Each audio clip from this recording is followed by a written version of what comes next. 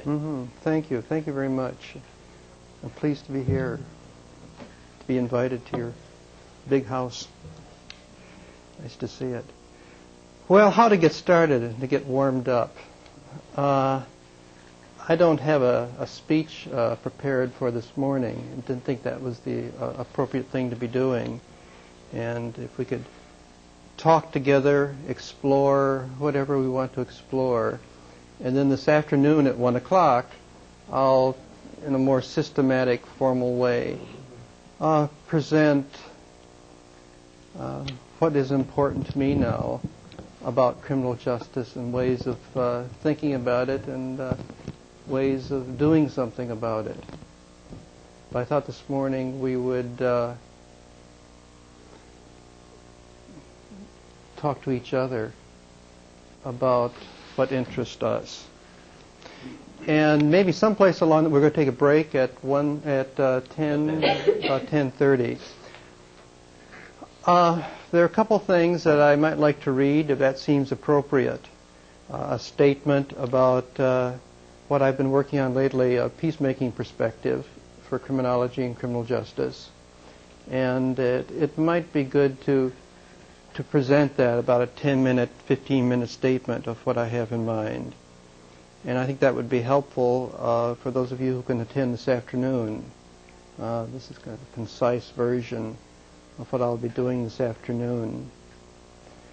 And then if we have time, another statement that I could present, and perhaps best in reading it, something I've been working on in the last couple of weeks that I would like to try on you regarding humanism.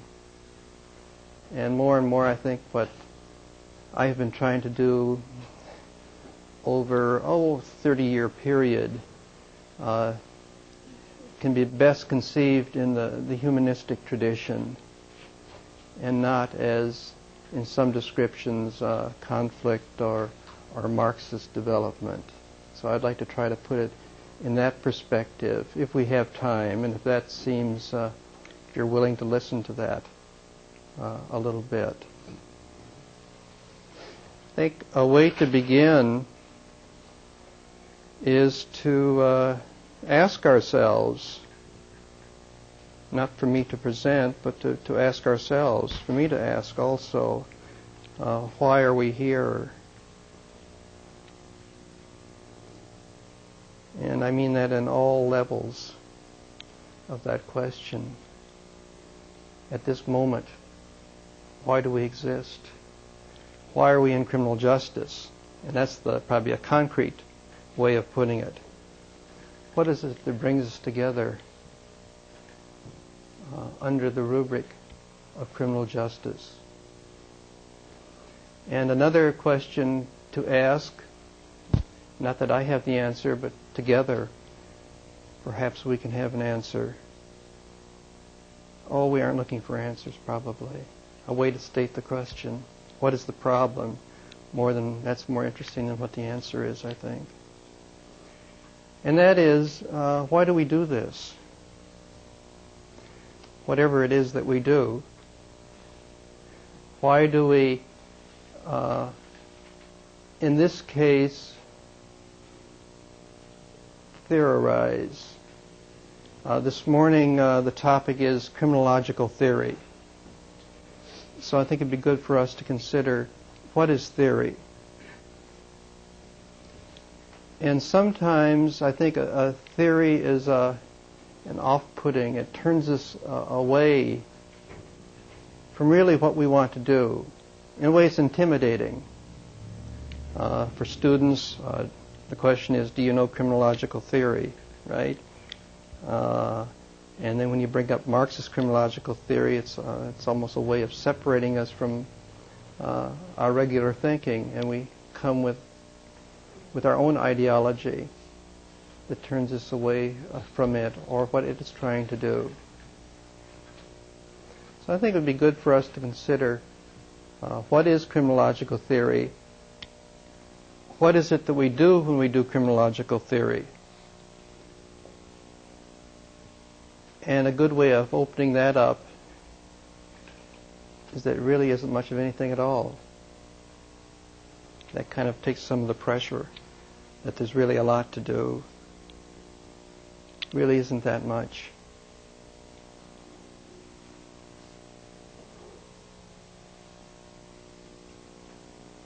I think one thing that we have to get over is that when we do criminological theory, we're doing armchair philosophizing. That gives criminological theory a bad name. That on the one hand there are people who are doing things, on the other hand there are people who are thinking things, and those who can't do think, and those who can't think do. I mean, it's a separation. You know, theory on the one hand, life on the other hand. A theory on the one hand, thinking on the one hand, and practice, action, criminal justice on the other. And what I'd like us to try to work on together is breaking down that dichotomy. And that, I guess I would argue that one of the most practical things we can do is to think theoretically. That in spite of ourselves, we're all theoreticians.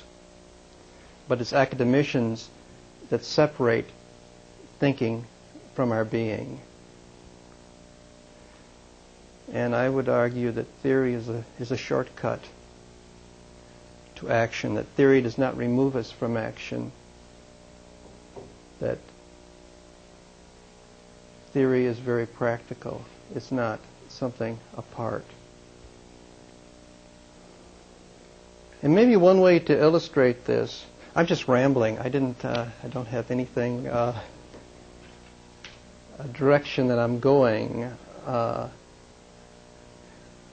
I was thinking, we are, a block or two from the death house. I don't need theory to tell me much about the death house, about capital punishment. Perhaps theory could help me understand why we have a death house, why we have a death penalty, why we continue to have it, and what's going on regarding capital punishment. Perhaps I could use theory to convince others about the death penalty. But I don't need theory to tell me that it's wrong. Or someone else doesn't need a theory to tell them that it's right. What's important in our life comes from someplace else. Not from years of doing theory or years of doing research generated by theory or research that generates theory. That what we are doing, what we are feeling, what we're thinking in our life comes from some place other than theory. Or another way of putting it, and still keeping the name theory, is that we have a common sense theory. Whether we do theory or not, it's in our life. All right, another tack to take. And in recent years, and this will come out more as we talk perhaps, and certainly this afternoon when I want to lay it out, is that I have been influenced by Eastern thought. Hinduism, Buddhism, Taoism in particular. And though I have spent an academic life abstractly, theorizing a kind of abstraction from the world, in a way a removal from the world.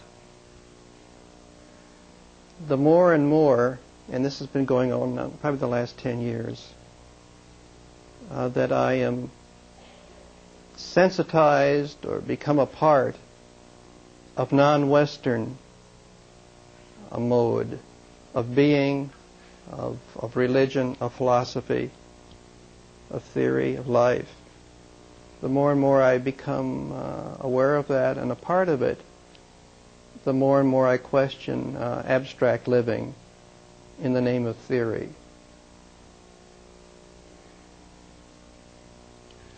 If we could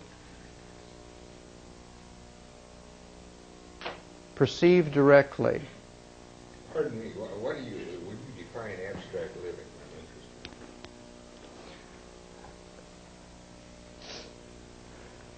Probably most of our thinking is an abstraction, is a removal from life.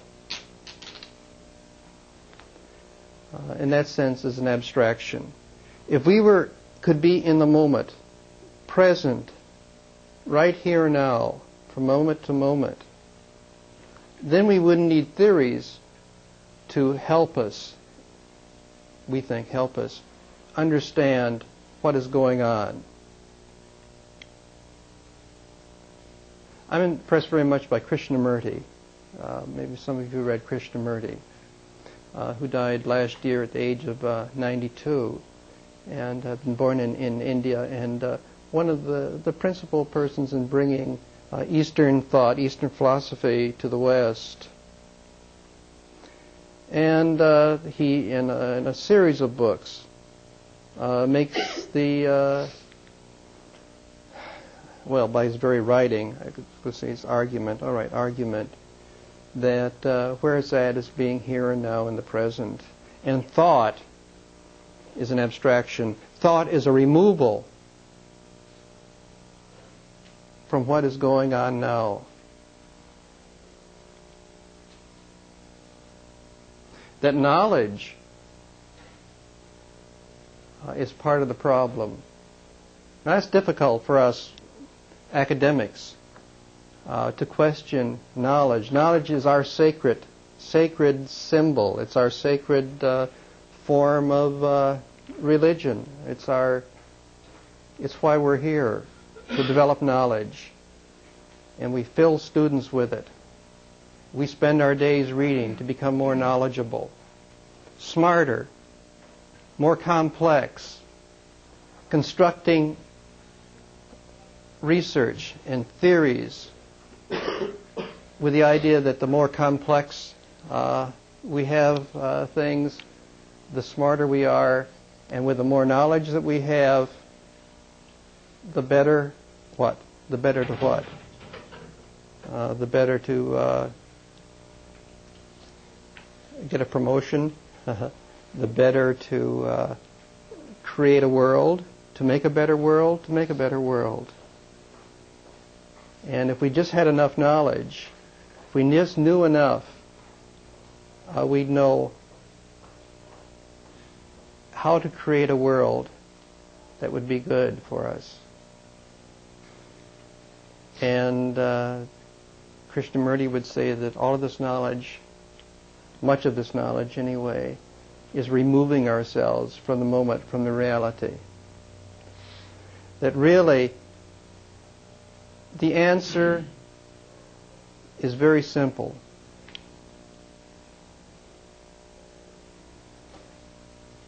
So simple that we can't believe it. So we spend lifetimes, generations, developing knowledge because we can't believe that the answer is so simple. One of my favorite lines from a poem goes, "There's so little to say and so much time to say it in." And that's the way I feel this morning. Really, there's very little to say, but we have a lot of time. So little to say and so much time to say it in.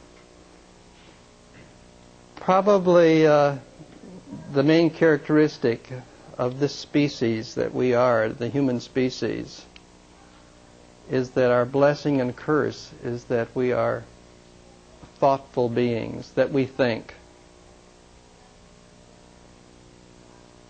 I think, and one of the reasons that we get in much trouble, that we're perhaps on the edge of destroying the habitat that created us, and we can be on the verge of ending the life for all other species as well as our own, is because we work so hard at it. Yeah, Ed. Okay, what I'm wondering here, I'm talking, I think of Peter, first chapter, second letter. He talks about practicing these things. Mm-hmm. He talks about knowledge. He talks about justice. He talks about love and these things. And he says, if you practice these things, Mm-hmm. he talks about lifestyle. Is that what you're talking about? Mm-hmm. It's that it reduces to that. It eliminates about 3 hours of our discussion. But the thing is, with 3 hours of discussion, we would probably be off someplace else because we just can't let it go. We have to think. It's perhaps it's one of our ways to keep from dying and from our fear of death. Is thinking. As long as we're thinking, we know we're alive, and we avoid the question of our own immortality.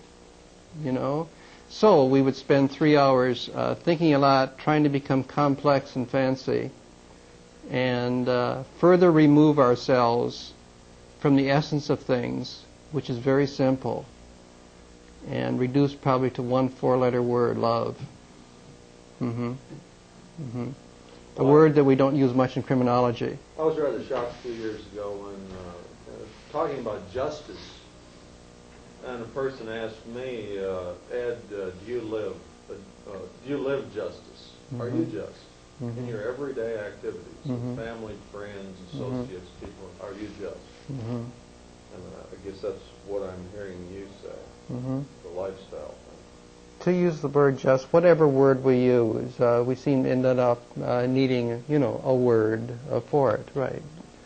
Just, love, compassion, whatever it is. And it seems to be that should be the end of whatever we're doing, and that is to be more compassionate people, to be more caring people. And that's how crime is eliminated, isn't it? If we could care about one another, if we could create a kind of world where it would be possible to be loving and caring, rather than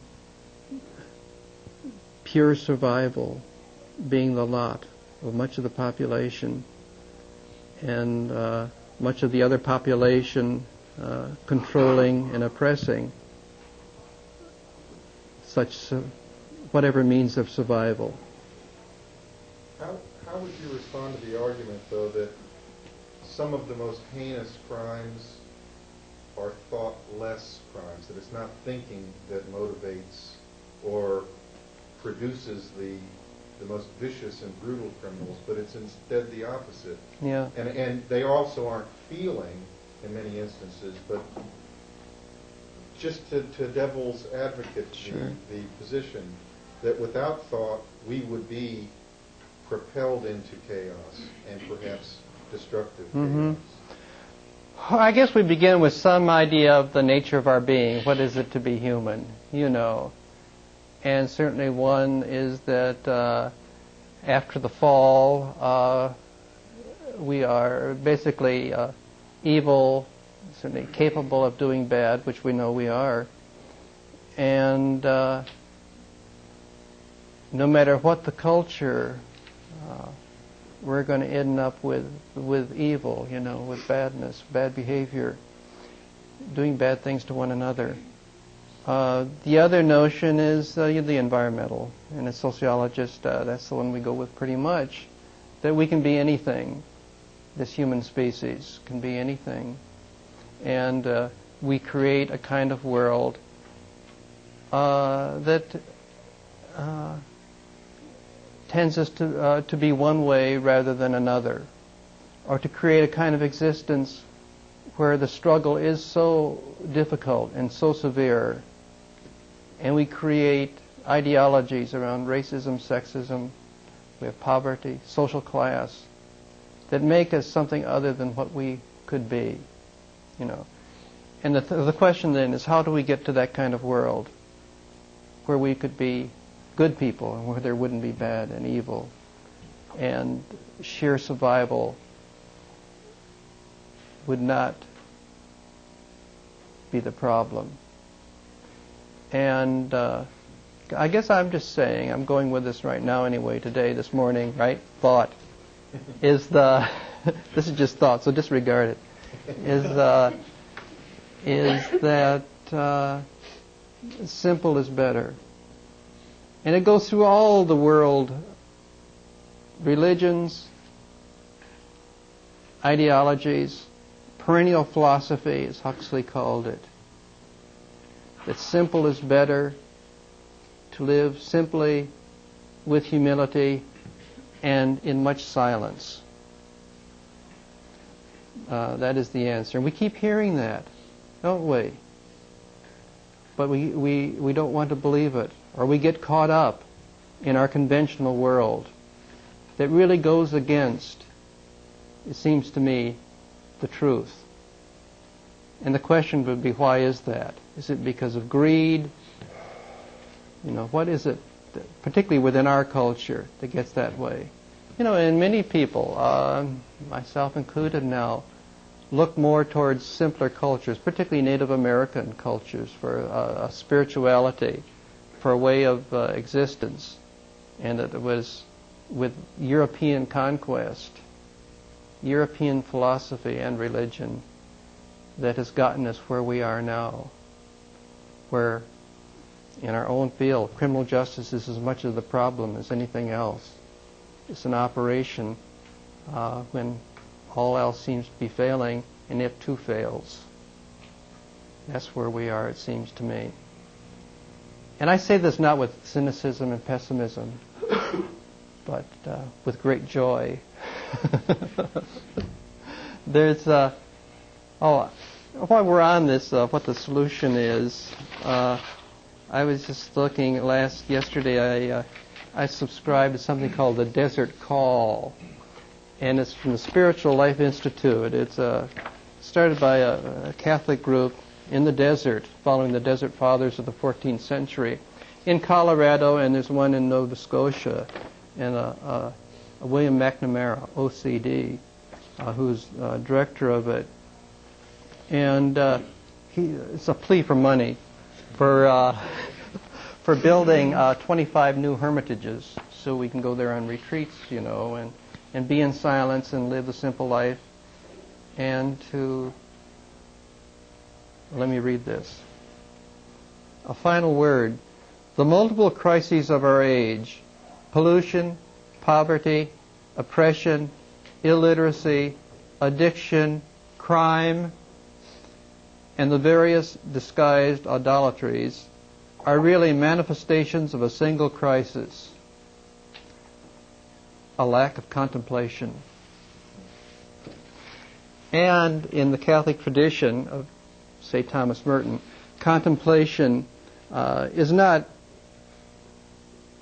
complex thinking and academic thinking, but it's more meditation, of getting to the center, of feeling centered, of feeling one's connection with all else, to be in the presence, to use theological or theistic terms, to be in the presence of the divine. And he's saying all of our crises, including crime, are because we are not in that center, because we are not in contemplation. Aren't you attempting to, let's assume you go to this contemplative community, and let's assume that those are our pressing problems, which I'm not ready to admit yet, but assume that that's true. Aren't you escaping your responsibility, or attempting to escape your responsibility if you go to this contemplative community? What if everyone did that? That's what he's saying. That's the solution. Maybe if only a few of us go, it's not that's not enough. That's kind of an elitist. We all need to be all to go. One of my favorite books in criminology is by Bo Lazoff, called We're All Doing Time. Do you know the book? We're all doing, great title. That's true, we're all doing time, if we're there or if we're here, right? If we're one block away or if we're right here, we're all doing time. We're here for the day, right? We're doing our time. We go home, we're also doing time. We're all in our prison. And in his book, well, he's employed by the North Carolina Department of Prisons, Corrections, for programs in the state prisons, particularly using contemplation and meditation. He worked with Ram Dass for a number of years and then set up the Prison Project. And his book was recently revised by Michael Braswell and was published by Anderson Publishing Company last year, called Inner Corrections. And you might want to look at that. But the solution there is contemplation and meditation. Not just for a few, for intellectuals, for those with religious calling, but it's to get to the essentials. And of course the implication is by getting to the essentials, we create a world where there isn't poverty, because we care about one another. There isn't greed. We get to the essentials. We see clearly. And it seems to me much of our theorizing is really, its very act is a removal from that. It takes us into another realm. And one reason, I'm being very bad today. I mean, very provocative. But so I'm staying the extreme. But I also believe it. So today is that much of the trouble we're in is because of thinking, and because of the action, obviously, that we take from such thought. So we have to be very careful what we think. And that's, to me, why criminological theory, though it's thought, is very important. Because it puts us in a place. We're all doing theory. We're all doing time, and we're all doing theory. Do you integrate this Eastern thought or this meditative nature into your criminological theorizing or in your work? Would you care to elaborate on how your meditation is going to further a theory that's going to have real world application? You know, I like what you're saying because that's nice. It's very nice. Unfortunately, it doesn't work at the Safeway or down at the local police station in the drunk tank. We would all like to live that way. Unfortunately, I don't think the real world wants to. Mm-hmm.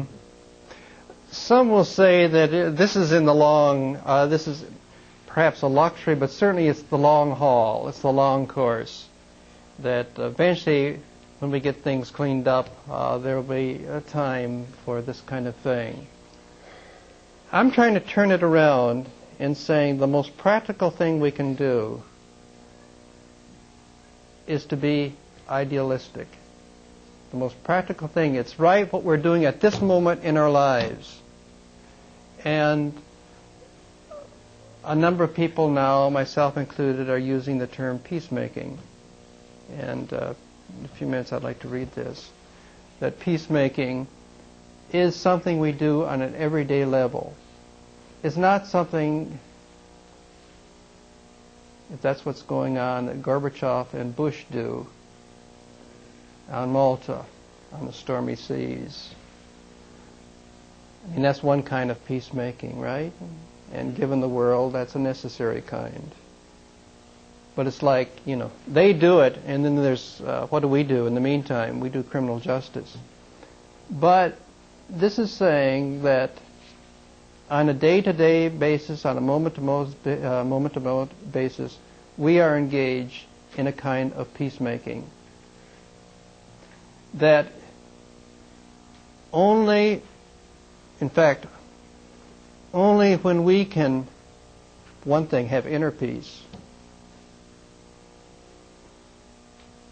only when we can behave in a peaceful way towards one to another, only then can we create a society that is peaceful. No matter what the world leaders do in making treaties and resolutions, no matter what they do, if all of us are not behaving in a peaceful way and engaged in peacemaking and have some sense of inner peace, working from the top will not work. I'm talking about a bottom-up, grassroots kind of thing. And that's something we do in our own lives, you know. I think most of us work an intermediate way. We kind of propose policies that will then go down to regulate, to enforce, to correct, right? And then we go about living our own lives in whatever way we do. It seems to me that up to this point, our criminology, our criminal justice has been based on a model of violence. And that makes sense. We live violent lives. If it's not, you know, beating up on each other verbally or physically, it's certainly withholding what we could do for others, with others, on an interpersonal basis.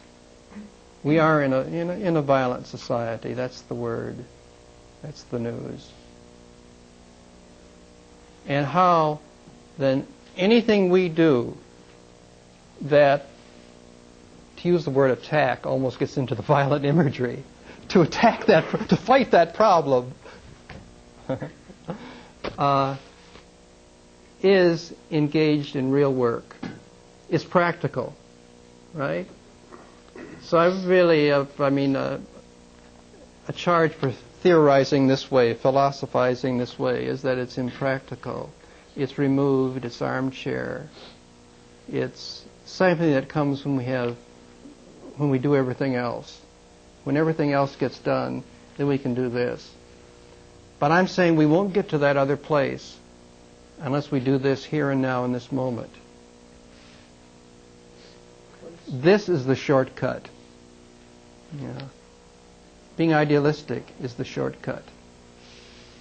Is there a place for punishment in this model, or is that something that's irrelevant? Yeah, it seems to me that's a key to the violent model, and that punishment just furthers the violence. So what do we do with offenders, especially violent offenders? Well, there are peacemaking kinds of things that are being done in prisons, such as I mentioned in North Carolina with Bo Lazov's projects.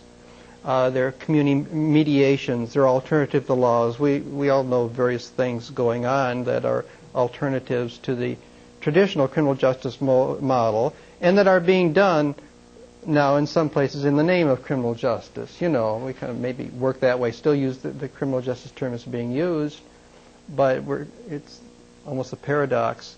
It's an alternative to what is criminal justice. These are things that we do along the way. Right, we're practical. These are things we do along the way. Specifically, would incarceration have a place in this model?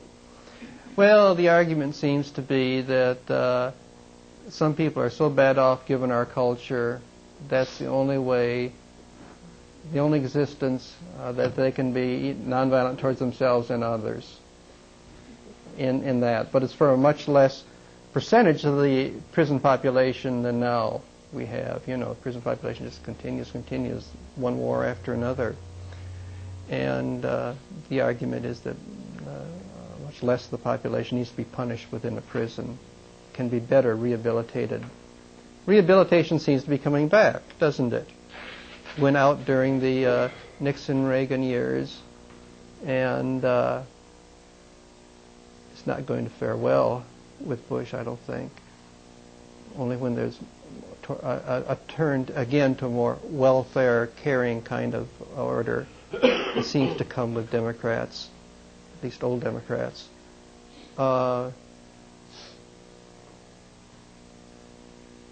Will rehabilitation see its turn? I like Elliot Curry's book on confronting crime, where he looks at the programs in the 60s that were used in the 70s to say that they didn't work, but it's really that they were, because of the politics, the political climate, they ended, not because they weren't working. I mean, that is caring for the families, housing in slum areas, rehabilitation within prisons, halfway houses, community houses, and so forth. They haven't had their time. They haven't failed. They just, politically, they were superseded by something else, by a punitive model. And that's not working. I'm glad you mentioned that. I've been jotting down some of my thoughts as I've listened to you, and I'm not an academic. I'm a criminal justice professional. I've been in corrections over 12 years, and I'd like for you to respond to some of these things that I've just jotted down as I've been listening to you. It seems to me, at least, that social theory seems to develop in a vacuum, as opposed to something of a more technological theory. And theory in a vacuum doesn't seem terribly useful to me. Right, I agree. Theory must derive from reality, it must describe reality, it must predict reality, it must affect reality. The people I deal with are very concrete people. They're not abstract. Their biggest concern is how they're going to pay their bills, and how they're going to take care of their children, and how they're going to buy shoes for the kids before school, and that sort of thing. And last and probably most important is that my job is far more affected by politics and fear than it is by theory. Well, that's a theory in itself, but it's a theory of politics and fear. Depends which theory you're using, and it comes out of an existence. It has its own theory, you know. And the theory that you're saying in a vacuum may be just a theory that's coming from a different world, but it's a vacuum to the world that you're dealing with. But there can be theory that is in a vacuum that is, purely academic. It's used to advance careers, to develop ideas that have a beauty in their own way, and there may be an argument for that.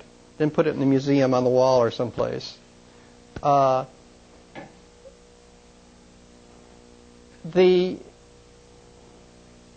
guess the theory that I'm talking about, for lack of a better term, and it seems this is what I've been doing for as long as I've been doing this, call it, that's a value connotation right there, progressive or left, right?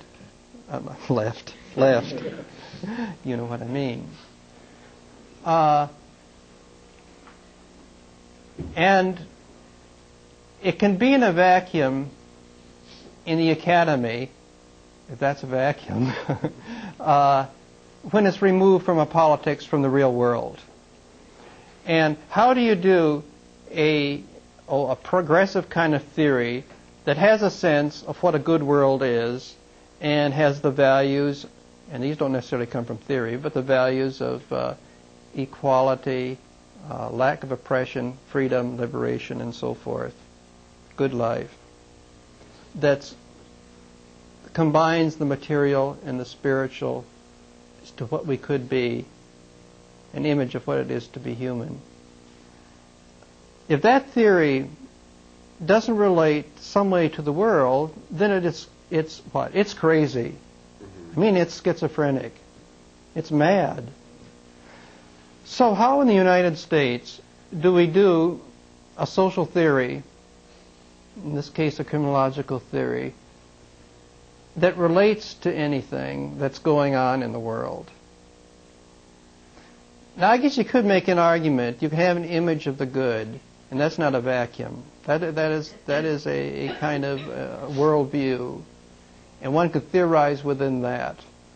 But it makes a lot of sense that if you can say there's some movement going on, some kind of politics, that thinking can relate to. So, to do a kind of, let's say, Marxism in the United States, when there isn't a Marxist political movement in the United States, I mean, the Communist Party is not where it's at in the United States for the left. And there doesn't seem to be much of an alternative called Marxism. That is, taking capitalism as a basic problem of possessiveness, materialism, greed, various things, I think, fostered by that particular economic system. But we don't have much of a politics around that. The New Deal was a kind of politics at a time, but that's no longer. So what do we have? And it seems to me what we have is the peace movement. Much of it coming from the mainline churches and the peace churches, Quakers, Mennonites, Brethren, in the United States. But also from the Presbyterian Church, the Catholic Church, the Methodist Church, Episcopal, all having, at least on the national level, its social concerns, its statements, its movements, its interfaith networks in local communities around issues of, say, Central America.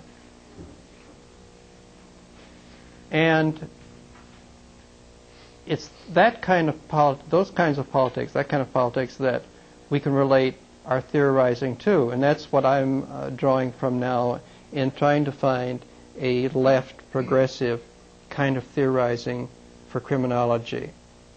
It's not just up there. It's not academic. It's part of the real world of movements that are going on.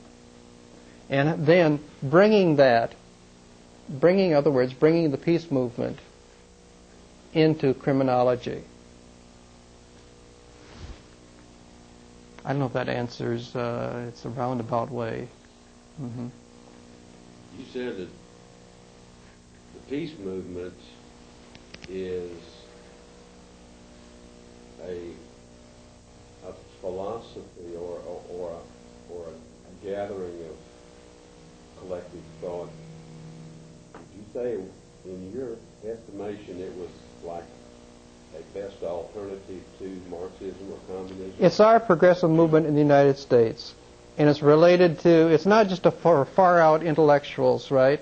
But it's happening among people, in mainline churches, for one thing. Or among, secular humanists, whatever. My people. Many of you are probably involved in some way with it.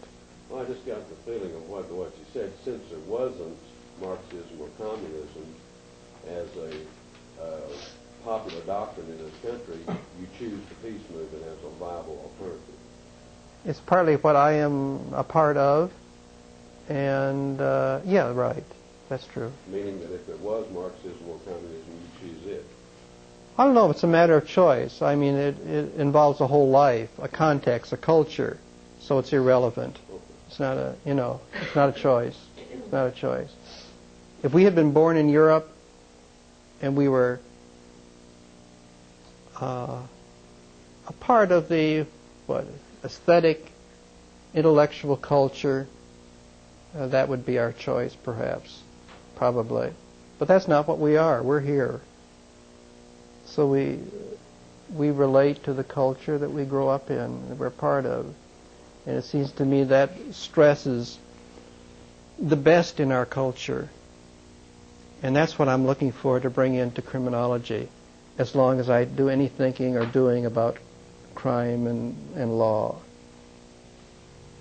The peacekeeping movement that you're talking about, is the focus on the people or the leaders? Or where is the focus at? It's all over the place. I mean, it's drawing from Eastern religion and philosophy. It's particularly the idea of inner peace. If there's no inner peace, then there is no outer peace. And I'm impressed particularly with a Vietnamese Buddhist peace activist in the war with the Peace Paris Conference, Thich Nhat Hanh, H-A-H-N, Hanh, Thich Nhat Hanh. He has a wonderful book called Being Peace. Being Peace. And I'll say a little more about that probably this afternoon. A couple quotes from him. There is only peace when we are peace. There's only the end of violence when we are not violent. It's not that criminals are bad and we are good as long as we aren't criminals. But we are part of the same system of violence. Criminals are an extension of us. You know, we aren't separate from them. We can't be self-righteous that there are those locked up and then there's the rest of us. They are an extension of us. We are not separate from them. We are them. We are they. We are they. As a criminologist, what is your goal? What do you want to do for society? Criminologically speaking.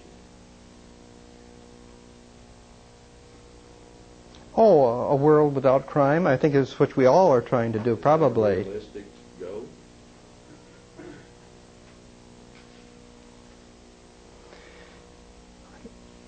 Where's the world going?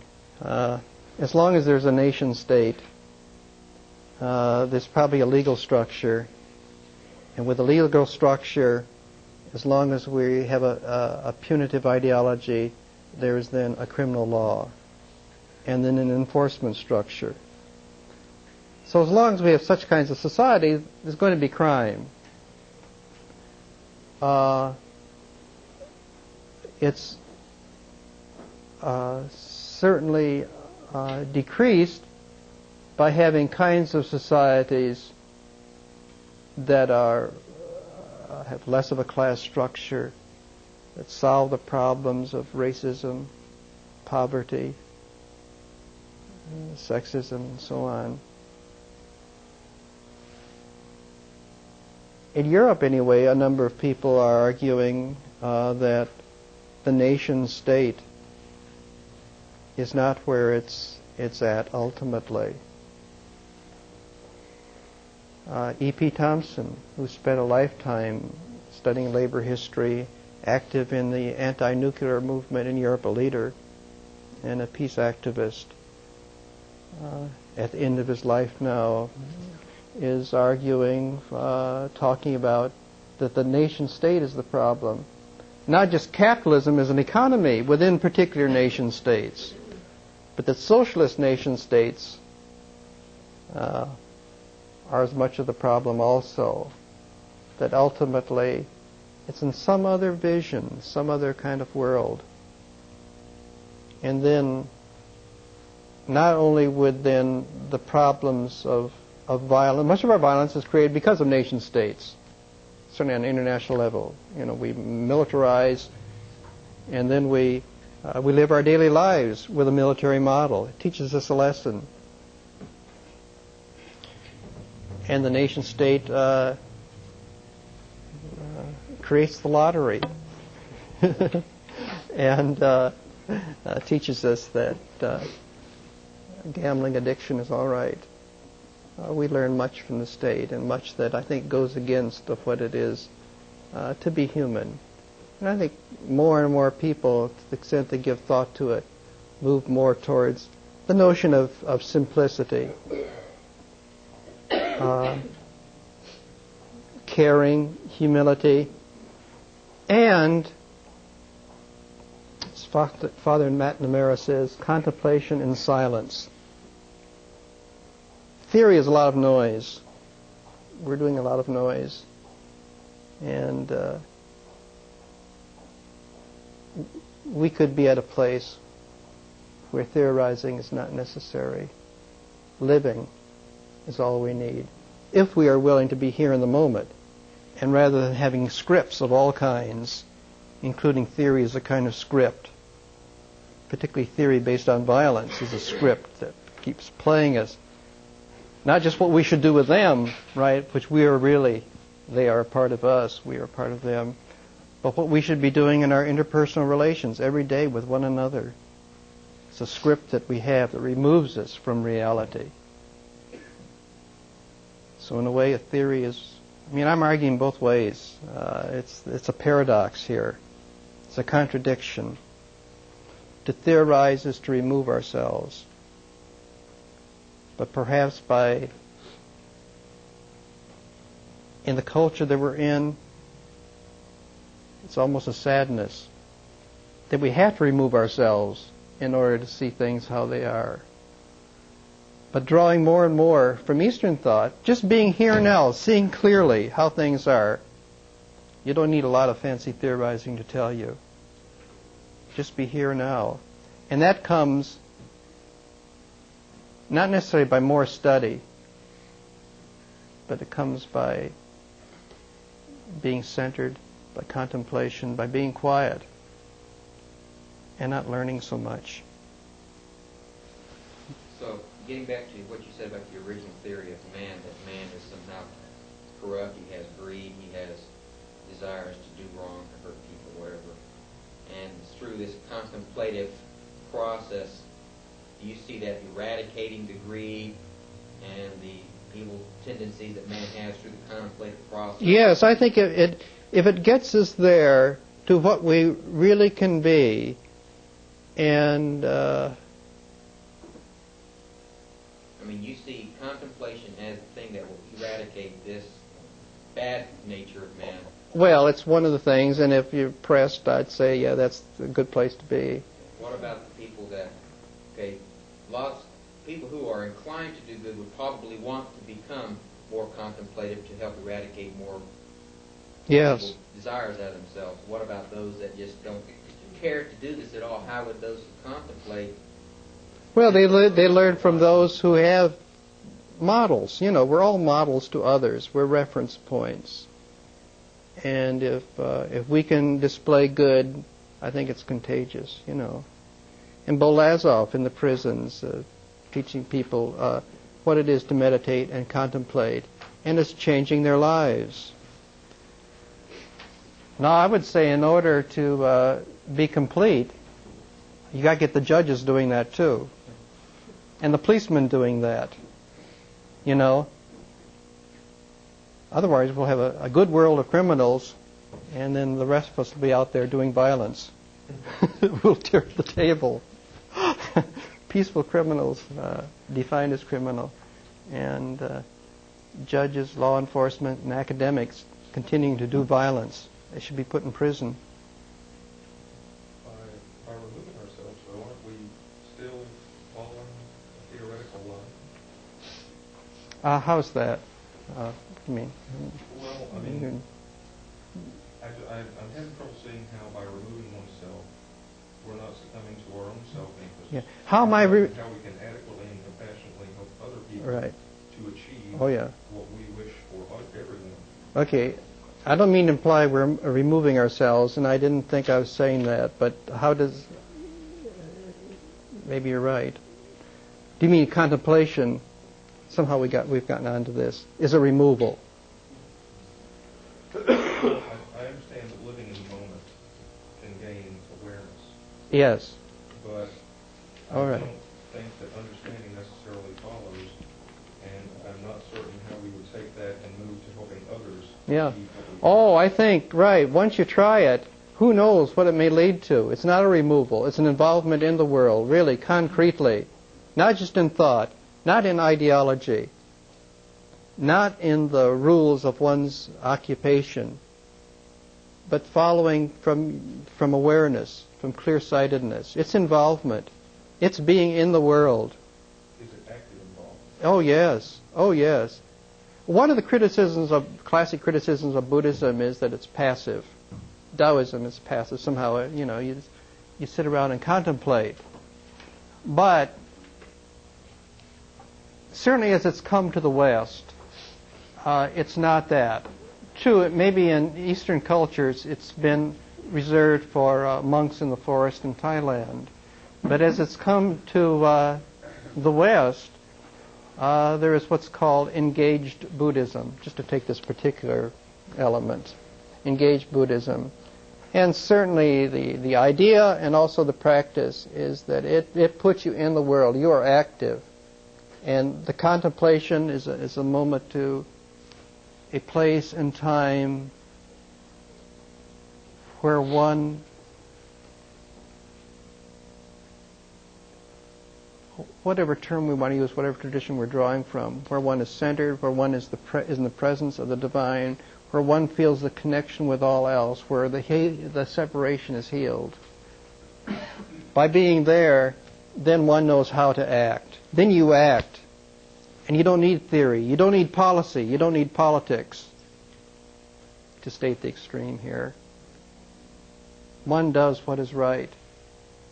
Because you're acting within the presence, to use the term, within the presence of God. To use that traditional terminology, right. And that presence is what gives you a direction that will open. That's right. That's right. And you are acting. I like the Taoist, I think from number 37. In not doing, in non-doing, in doing nothing, everything gets done. In non-action, everything gets done. That is, if we can see how things are, if we are in the moment, if we have awareness, not knowledge. Who needs knowledge when you have awareness? Supposedly knowledge is to get us to awareness. But I'm arguing, suggesting that knowledge really makes us unaware, can make us unaware, tends to make us unaware, removes us. Krishnamurti talks about awareness rather than knowledge. What gets us to a position of awareness? So we can come back to that. I was saying, by being aware, one doesn't have to decide, gee, should I do this or do that? What is the correct thing to do? What policy should I formulate? What's the moral structure in this situation? What ethical code should I follow? Ethics, it would seem, is a course of last resort. We get ethical when we don't know what to do. When we aren't aware, we get ethical, we get moral. It's something that comes in too late. When it's already become corrupt. When we've already become corrupt, we develop a moral system to try to work within that corruption, within that separation. But if we could see clearly, if we could be aware, thanks. If we could be aware, then then all gets done. We just act. We do what's right. In not doing, everything gets done. But just think in our own lives based really on conflict and violence of one kind or another, in thought and in deed, within and interpersonal.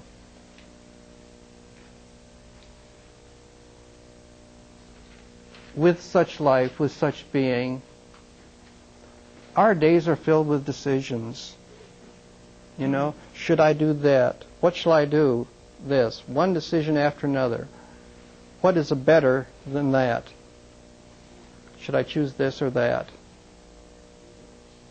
If we are aware, it's not a matter of choice. We just do what has to be done. In not doing, everything gets done. This contemplation concept, I just want to know if I'm seeing straight across here. Are you saying that with the contemplation, we at times get aside for a moment to reduce life into its simplest terms? Who am I? What is the world? What is my relationship to others? Mm-hmm. And then jump back point. into the fray after that. Yeah. I mean, the contemplation Okay. is not in every moment Sure. getting away. Sure. Good. Sure, one model is that we all need a retreat. And that we need a model of what it is to be contemplative. if one meditates in the Eastern tradition for maybe 30 minutes a day, or if you're in a meditation group that meets once a week, basic maintenance, it provides a model. When you go out of that meditation, the world looks different. You see the leaves on the tree, the branches, the cars, everything, in a way that you did not see before, because you have seen what it is to be aware. That, call it meditation, contemplation, there can be some difference, but we don't need to get into that, provides a model for every moment of our life. So, and it seems to me what is happening, certainly within certain spiritual traditions, in academic theology as well, that the separation between the spiritual and the material, between the mundane and the spiritual, between the everyday and the otherworldly, is breaking down. I would think that, this is just thought, that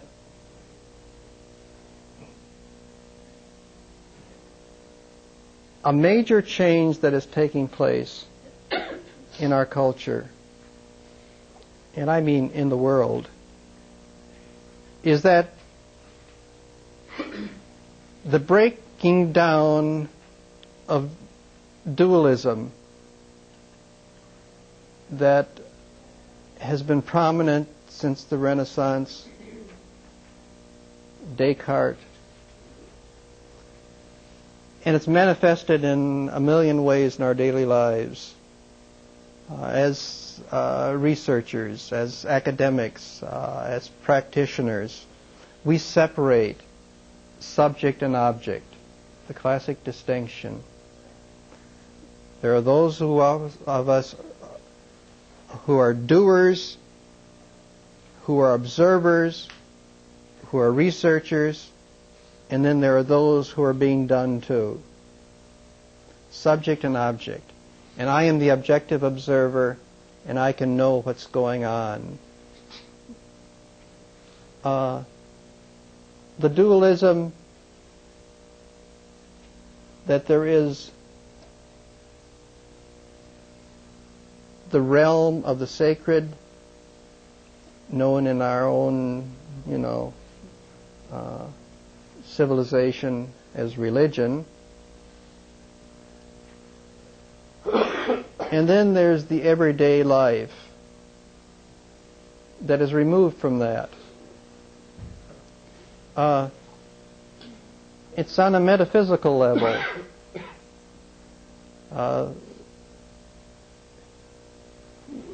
Supposedly, our work is secular work. We aren't concerned as academics, as practitioners in the real world, with the sacred. That's something beyond the known. It's something that we resort to, depending on our religion, but traditionally for Christians, a Sunday observation of some kind, maybe 1 hour a week, where one is in the realm of the sacred. But if you look in theology and in the movements affected by Eastern religion, Eastern philosophy, this dualism is breaking down. That the everyday life is infused with the sacred, with the spiritual. So there's no moment that we are removed from the sacred, from the spiritual. That in the most mundane things that we do, it's touched by the unknown, by the spiritual. And that really makes, what we do of great consequence, that what we do in our daily life in criminal justice is, so to speak, either God's or the devil's work, depending on your theology. So that, to go back to using the term we've been using this morning, contemplation, every moment then becomes, whatever you're doing, takes place with a contemplative frame of mind. You are there, here and now, in the present moment. If eternity is the timeless, Wittgenstein said this, eternity is the timeless, then being here now in the moment, we are in eternity. Eternity is not something that happens here or after. After death, then one enters into the eternity. That's not eternity. One is in the everlasting, perhaps, but that's not eternity. The only eternity is eternity now when you're living, when you're here and now in the moment, in acting within the contemplative mode, to use the term. We experience that.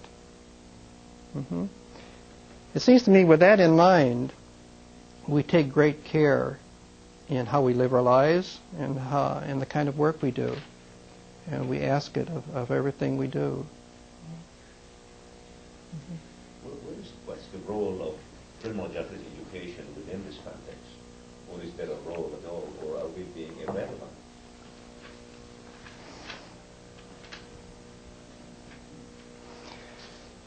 I guess the only correct position is that you work with where you are.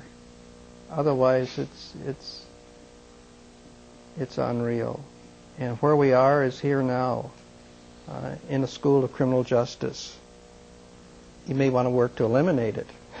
I mean, the long-term goal may be not this place, you know. I don't know. I mean, that only comes in the struggle, in the life. Who knows what's going to happen to this place? But you don't know until you're, living within a certain mode day to day, and then it just takes place. It just follows. And you don't have to think, in 50 years, this is going to be quite different or something else, or we should look like this in 50 years. You can't say that. You can't say that. You just have to act now within this, really, to use the term mystery, within this mystery, this wonder that we're here now. And if one is... It seems to me that's what you get in awareness. You don't need knowledge to tell you that. Maybe as academics, we need knowledge to get any place because we're so far corrupted. We think that's the only way we can get there is by having an idea. But more and more the traditions are teaching us, the head and heart have to go together. The sacred and the secular have to go together. The two become one in one, the oneness. And then putting those together, then we act on just what has to be done. It's not a question of formulating a policy that this should be done or that should be done. But we live our lives on a daily basis with awareness, with a sense of our relation to all else. As long as we operate with our separation, that we are distinct from others, the subject and object duality, that violence can be done. It's a kind of violence. Knowledge is a kind of violence. Because knowledge separates us from our essential being. It removes us from the moment. Knowledge is a kind of violence. It's tearing asunder what is. So be very cautious with knowledge, I guess I was saying. And that maybe our model of knowledge is being transformed in the course of this. And that the word awareness is what's coming about. I think that puts us in a different place when we think of what we're doing is to become aware. Those of us who are teachers, it's not to fill students with more knowledge. That just crams the mind, it separates them from existence, and makes us more violent. Our purpose of education is to make us more aware, more humane, more compassionate, and caring. And that does not necessarily come through knowledge. In fact, I would argue that it's knowledge that's part of the problem, and the accumulation of knowledge. Look at our courses. My students taking 5 courses hardly have time to come to class, say anything about reading in the classes. What's that teaching? It's teaching to fill the mind, get on to the next thing, and don't integrate things, keep busy, no time for contemplation. I mean, our culture is doing a lot to keep us from being aware, from being caring and nonviolent. And we have to, in a sense, we have to go against our culture in order to do that. It seems to me that in order to go against this culture, then there is a priori, a requirement, in fact, to demystify so that the presence Sure. wants to contemplate Sure. is in fact based upon a different form of reality, that this dualism between good and evil, because that's another form of the dualism, remains eternally. So how then does one achieve that particular position without, in fact, some attempt to study, whether it's called knowledge or what, some attempt to study so that in fact the here and now is demystified? I guess that's why a number of us have been influenced by, Marxism and Hegel and Marcuse, dialectical thinking, because once we're thinking, it's a kind of thought that makes us question our existence. So, though I am arguing, certainly in a cautionary way, to watch out for knowledge, I'm also, I guess, I don't know how contradictory this is, saying that once we're there, we also use it. I mean, that's the nature of our human species, to think. It's our blessing and our curse. And but we use it with care, it seems to me, and not regard it as the end, the best of us, the end of all. It's part of our process of coming into awareness. And we're in a culture where maybe we have to do a kind of thinking in order to get us beyond where we are. But I'm also saying that this, the shortcut, or maybe, thought has to get us to that point, or we can get to that point without it, if we can tap into our spiritual part by being here now in awareness of what we are and what's going on. But if we're into the thought game, then thought can help us get there. But we can't spend all our lives in this thought, because we're going to still end up being violent and non-caring if we only go the thought direction. Yeah. And it's kind of funny for academics to be talking here now about heart, love, and caring, and compassion. Just think, it goes against our culture, doesn't it? I mean, when I became a graduate student in sociology in the 50s, I was told, you got to give up the religion. That's not compatible with being knowledgeable. Certainly not being a sociologist, social scientist. But yet we fight this all our lives, don't we? And we come back to it one way or another in order to be human. I think it's probably not an accident that a number of you here have religious backgrounds, and professionally so. There's something that mixes with criminal justice, I don't know what, in a contradictory, compatible, whatever way. Something's going on. And don't, run away from it. Go with it.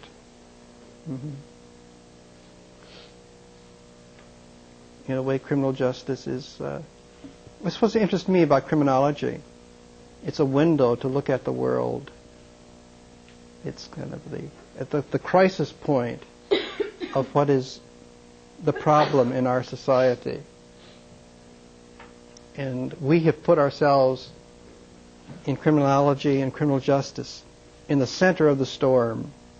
We're like Turner painting the bow of the boat, this beautiful landscape of the seas, in the center of the storm. In a way, we put ourselves there. If evil, the way Scott Peck talks about evil, is denying the well-being, the spiritual well-being and welfare of others. We are in the center of that storm, in those that we are studying and doing things to, and in our own lives, perhaps, we are doing things, yes, that's denying the spiritual and well-being of other people. We're not apart from the problem. We are integral to it.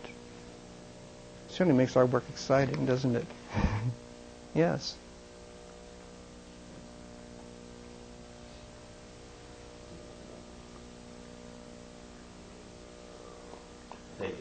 Let's take a 15-minute break and then we'll come back. And I said we'll be off at 11:45 because I understand the concourse is a big lunch, Christmas lunch, something, and so we don't want to be inundated with people there. So we'll come back in about 15 minutes and then we'll have lunch at 11:45.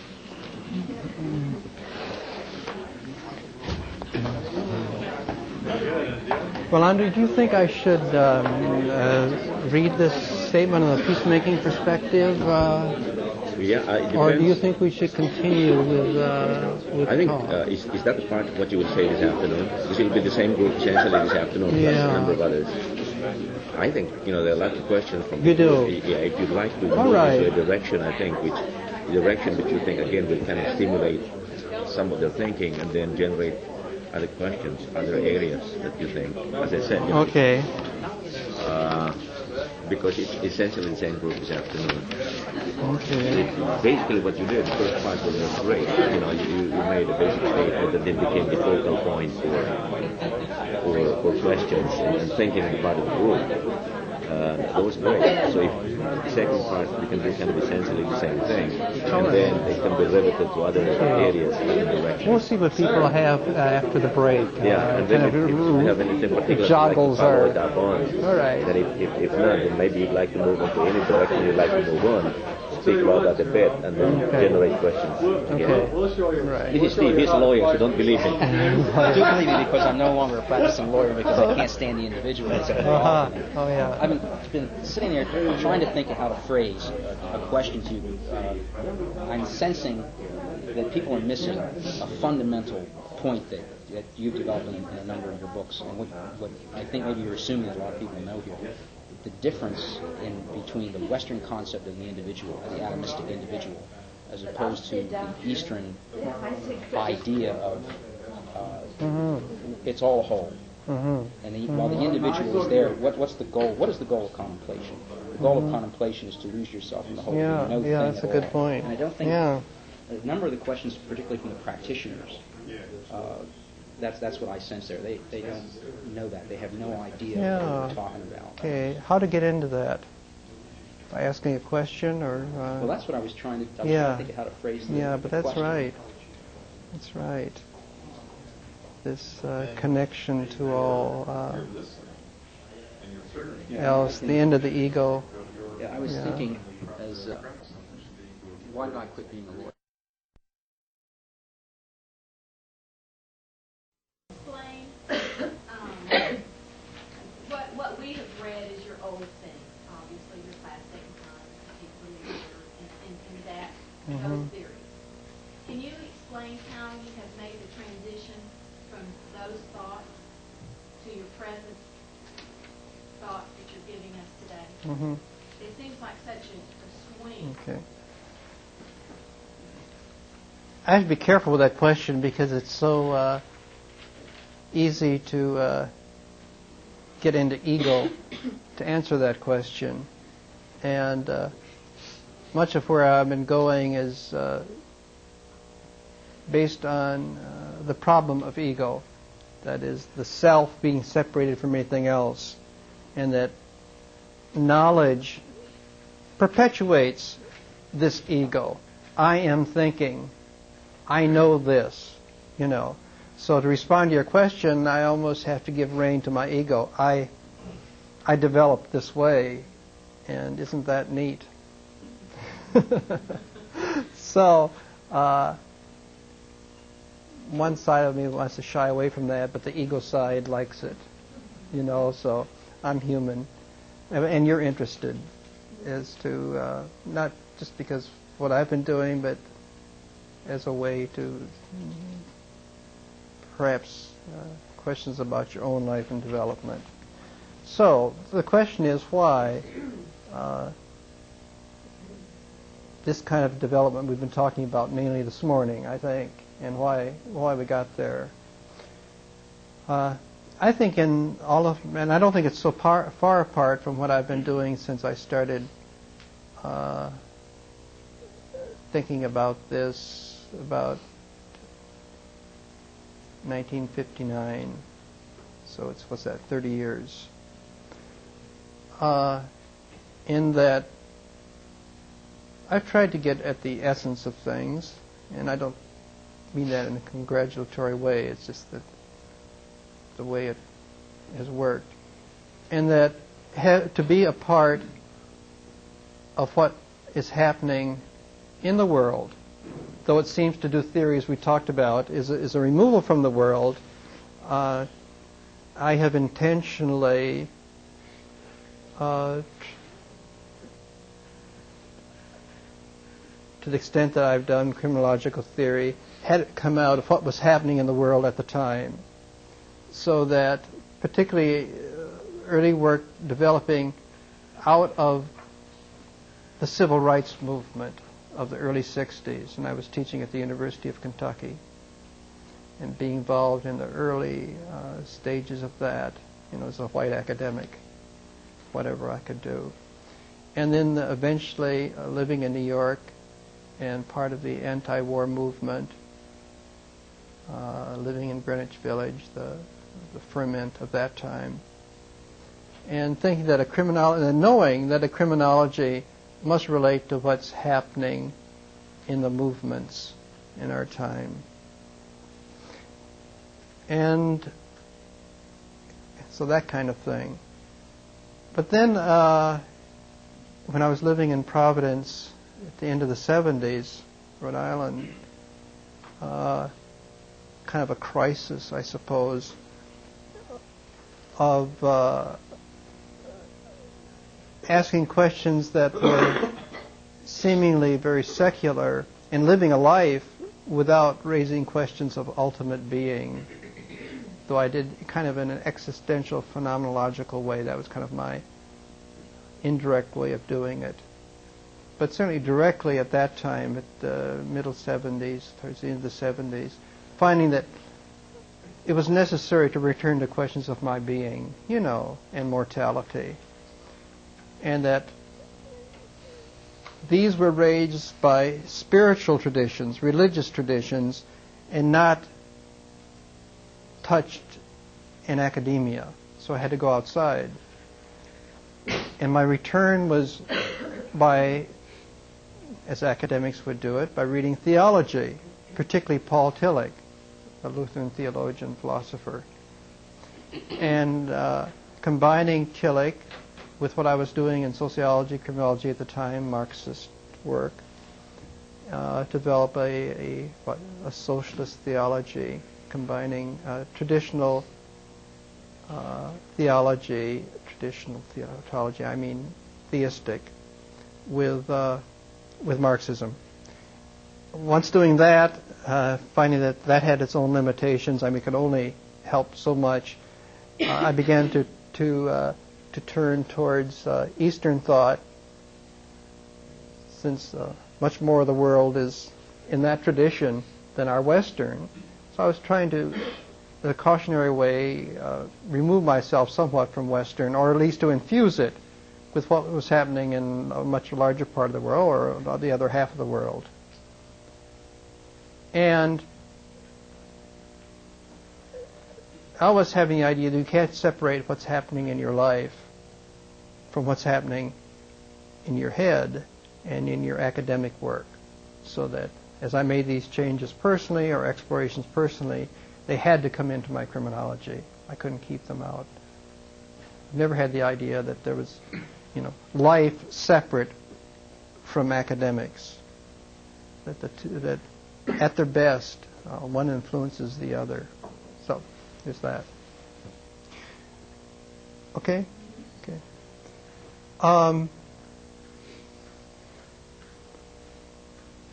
A concern about frustration in that we tend to be we talk about, I'm not giving examples of what can be done in criminology following the way I've been talking, the way we've been talking, and that this may cause some frustration. And I guess on the one hand I'm saying, not trying to be smart, but that part of my purpose is to create confusion and frustration, to upset you. So then you can struggle with the questions in your own life. So I'm not too worried about frustration. On the other hand, I'd like to be clear. Okay? There's the idea in Buddhism of right. It's first of the Four Noble Truths. Life is suffering. Suffering is caused by the ego self, separate from the rest of the world. That it can be reduced. Suffering can be reduced in our lives and in the world by dealing with this self, and following the the Eightfold Path. Part of the Eightfold Path is right livelihood and right action. Right thought, right livelihood, and right action. 3 of the Eightfold Path. Certainly, this helps us ask about the kind of work that we're in. Are we in a kind of livelihood that does not harm others? Or must some others be harmed so that the majority is not harmed? But that's a difficult argument to follow. But it raises questions about our own livelihood, how we make a living. And the basic notion is we should not be killing, which might make us vegetarians, but Thich Nhat Hanh would make that practical also.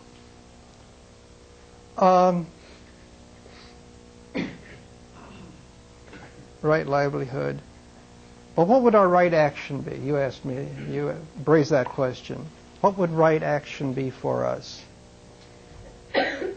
Certainly it makes us struggle with the question. It raises the question for us and causes frustration. Given what you do in life, given that you have an interest, and I think we all have an interest in the kind of thing, not that I've been saying here, I'm just representing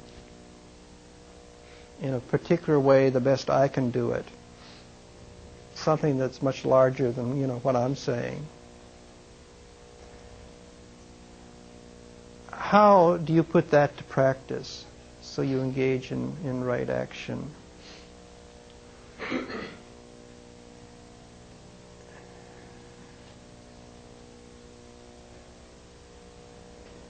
Are we then to give examples of what particular, call them criminal justice procedures, policies, practices would be carried out? What action you follow as a lawyer, as a probation worker, as a prison guard, as a policeman? What are the specific actions that would follow from this more liberating, humane kind of model? Are we to give those examples here? Or is it enough to, this morning, be frustrated and to grapple with it, another time, if that seems to be important, Examples. Like examples. I would love examples. Before you go into your examples, I don't know if I'm going into examples, right. I think that we should make note that criminal justice system is not established to regulate morality or ethics, and that there is a difference between social justice and the criminal justice system as we have established. And I'm Alas, yeah. sitting here pondering, how do you plan to combine the two? Maybe by eliminating the criminal justice system. Maybe they don't combine. But in the meantime, are there some... I think you have to keep in mind what social justice is, and that criminal justice has to be a part of... I'm saying it has to be a part of that movement, and that it's engaged in bad faith, bad work. If it's not related to that, somehow it doesn't have some consequences to a larger purpose of social justice. Because otherwise, we're just going to be stuck where we are. I think it's going to be bad practice. Right. We have no consensus as to what is social justice. Yeah. I think we have... a problem is, in coming up with examples and addressing your question, both questions, is that practice comes out of awareness. So to come up with what should we be doing, in a way, is the impractical way of going about it. I'm almost turning the tables. I mean, we say the practical thing is to come up with an example, or with what we should do right now.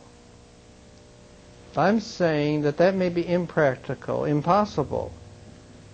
That your practice, your examples, come out of your form of life. That form of life produces thought, it produces practice. And that we all have been in a form of life that produces a practice that seems to be a part of the problem as we're framing it now. So, the examples, the problem with examples is that we have to conceive of what would be right conduct, right action, before we have lived in a way where those examples can come out of our life and our action. That's impractical. We're jump starting or something, jumping the necessary part. And you say, well, this is the long run. We don't have time to live our life, to develop a form of life that generates right practice, right conduct, policies and examples. But it seems to me there is no shortcut in that sense, or the shortcut is living your life correctly. Correct conduct is the way the Buddhists talk about it, correct conduct, which doesn't come from a moral scheme. It means being aware here now in this moment. If you're there, then you do the right thing. And then the action comes out of that. Now I'm aware that in the here and now, responding to the question, it's an easy out for me to say that I'm not going to give an example because we aren't ready for it yet. I can't think of one. But I am too just beginning to get a sense of what it could be like, what the form of life that's necessary to do the right thing.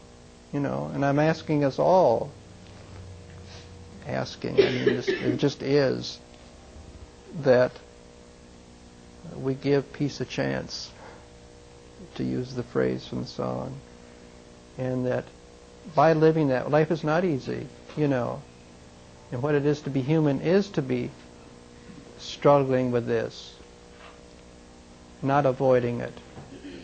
And once we place ourselves, I'm sounding very religious here, very Western anyway. If we place ourselves, let me use it, if we place ourselves in the presence of God, right, our conduct will follow. In fact, for most of us, we're putting ourselves in a place we've never been before. Mr. Quinney, if the criminal justice model that we currently have is based on violence, and the one that you're suggesting is based on contemplation and or love, and that these people who do this then become models to affect other people by their example, certainly Buddhism, Taoism, Confucianism has been advocating this for several thousand years, and there are people who are practicing this mode of thought over there in the East what is your reasoning or explanation why they have not affected more people even in their own country as a model for behavior, I guess, let alone the West? Oh, maybe it takes a long, long time, and maybe it's not the majority of the population, and maybe it has been reserved for a certain segment, elitist segment of the population. Whereas I see it really just a revolution taking place now as Buddhism comes to the West. It's transfused. I mean, it's been dead for about 200 years. I mean, Buddhists say this in the East, that Buddhism has been dead for 2,000 years. I mean, it's been static. And now great things are happening as it's adapted to Western culture, where action and contemplation are being integrated in a way that they've never been integrated before, or it's in the process. And we're part of that now. It seems to me as criminologists, we don't have to avoid it. The place to be is to be on that, a part of that movement. And however it can affect our life and our work, our livelihood, as long as we have, And we're just, in the scheme of things, just at a small part of it, at a small time of it, Who knows what can be done in our lifetime, but the thing is to be there in the presence, no matter how much change takes place. But it seems to me it has to begin there. If we don't begin it with our time, then it delays it another generation. The shortcut is being in the presence, thinking like this, being aware. That's the shortcut. Go ahead. In conjunction with living this exemplary lifestyle, which may take, as you noted, some length of time to have a great effect. Since we are in the moment, what in the meantime are we doing with people who are not susceptible to your exemplary lifestyle? Who choose not to be affected by it?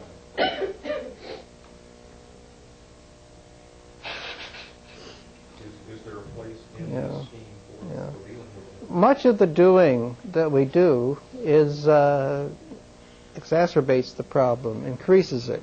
Whether it's the war on drug, the legal, the criminalization, and so forth. We know probably increases the problem. You can almost make the case for not doing, but I'm not getting into that. What I'm saying is that our own lives become models, and we have all this attention that, gee, we should be doing this to others, where if we could take care of, and I don't mean in an ego sense, but take care of ourselves, put ourselves in the right place, in connection to all else, we then are examples. That's our lesson. That is doing. Yeah. And I think Bull Lazoff in the prison work that he's doing is doing that. He's an example. And the prisoners may be the forerunners of the movement. That's going too far, right? Right. Going too far.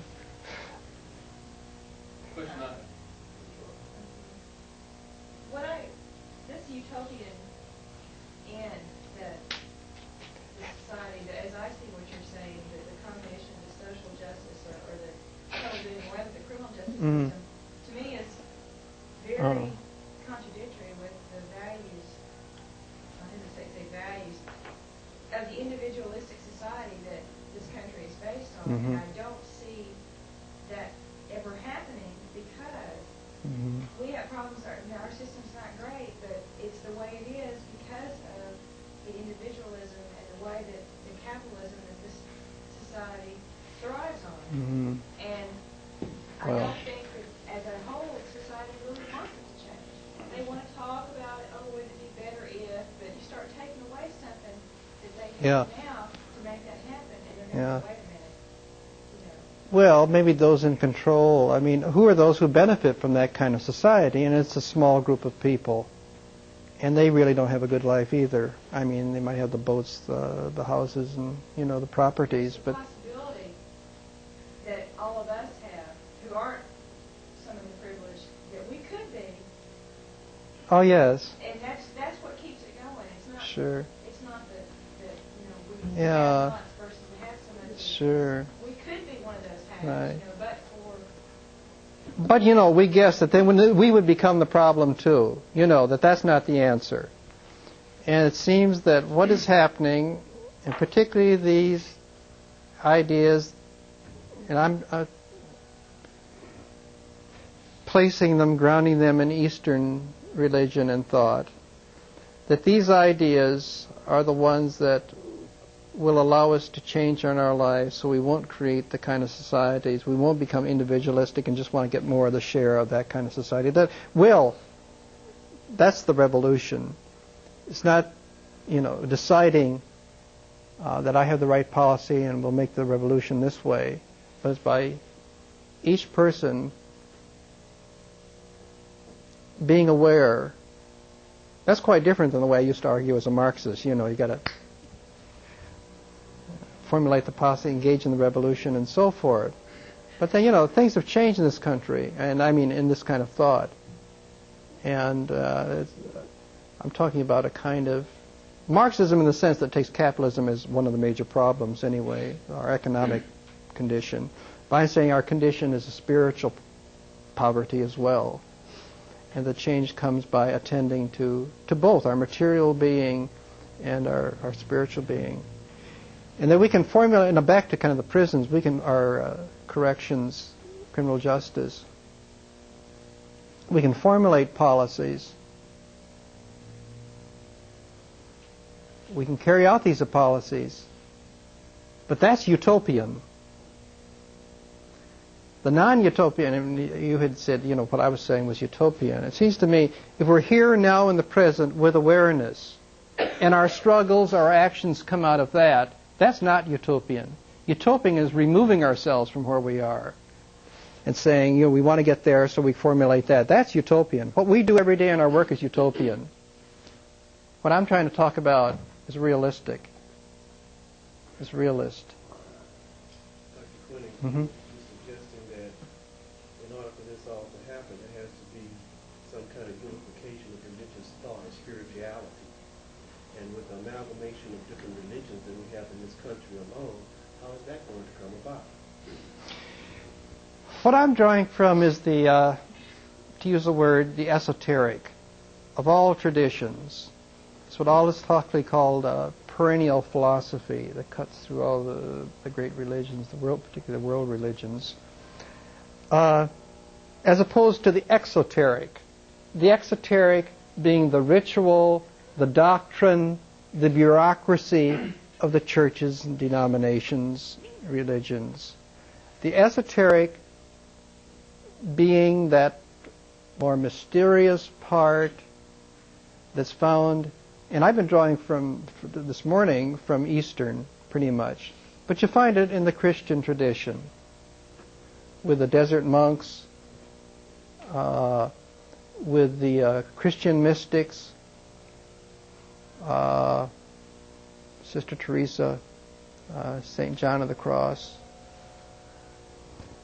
You find it in the Gnostic Gospels, which were excluded from the Bible, the Christian Bible that we know, because the Gnostic Gospels talked about finding God within.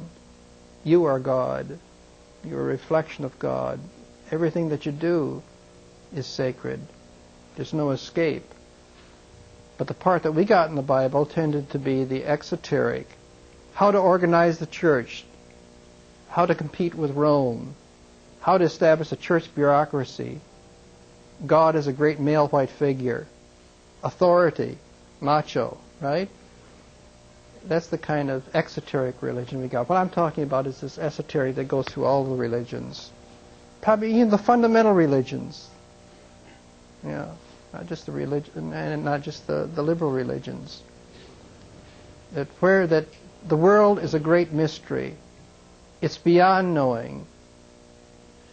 I think we tend to think that, science answers the big questions for us, or questions for us, and we no longer can answer them by science, like why was the universe once the size of a baseball, and why did it explode, or where did it come from? what was it like before time, right? These are all scientific kinds of things. But then we said we don't know, so we appeal to religion.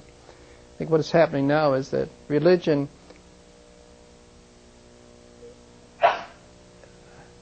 even with science, and even with scientific questions, there is religion within it. That basically the human mind cannot know. We as human beings are limited in knowing the reality of things. Not just the big question of why did it all begin or why are we here, but it's all mysterious. I mean, we can go to the computers, we can have variables, and we can use the most sophisticated of statistical tools, and we're still just playing with it. We're still playing with reality. Basically, most everything is unknowable. And when we can let go of that, let go that we're going to know most things, 90% of the world we know. But really use the other model. It's really all a mystery. And our mind has an ability, a limited ability, to know what's going on. My cat, as it sits there in the moment, perhaps has greater touch with reality than I do with all my education and thinking and so forth. What is this human mind? It doesn't capture reality.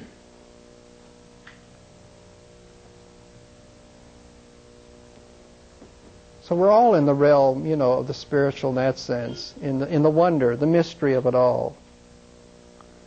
Once realizing that, then I think there's the profound awareness that the wonder of our existence, that we are here for this flash. Why should we be here? Why should there be human beings? Why should we as human beings be here for this moment? I mean, that's the wonder of it. And with that wonder, what is left but compassion, really, for one another, It just seems to me some of that compassion should come into criminal justice. The question I have sort of follow up what Dr. Carmen asked a while ago when he asked about the role criminal justice education should play in review. Oh, yes. Read some people say yeah. the best way, this is a manager's, business managers I'm talking about here. Some say the best way to get better business managers is to do away with business schools. My question to you is in your view, is the best way to get, would you do away with criminal justice education as it exists now? I realize we have to kind of go with where we are now, but would that be a first step to... Well, I guess I would just say that would be utopian. That we don't know that. We have to live with these kinds of questions and bring them into our criminal justice education and see where that takes us. My guess is it would, be the elimination of our work. Be my guess, but that's being utopian. Of course, I realize that ideally we want to do away with crime, hence there's no need for criminal justice education, but should we get away from, in your view now, should we get away from criminal justice education and learning about law, corrections, police, so forth? Oh, should we all be okay. studying something more liberal arts oriented?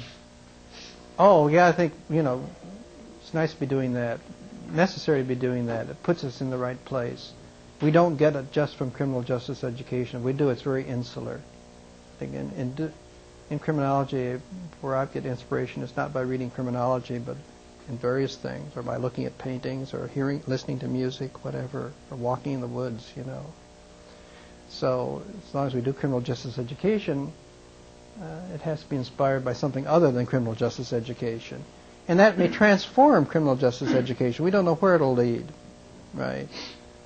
It's going to be around. We're going to have a lifetime and a career because we aren't going to be transformed that fast, So it's the institutions we have.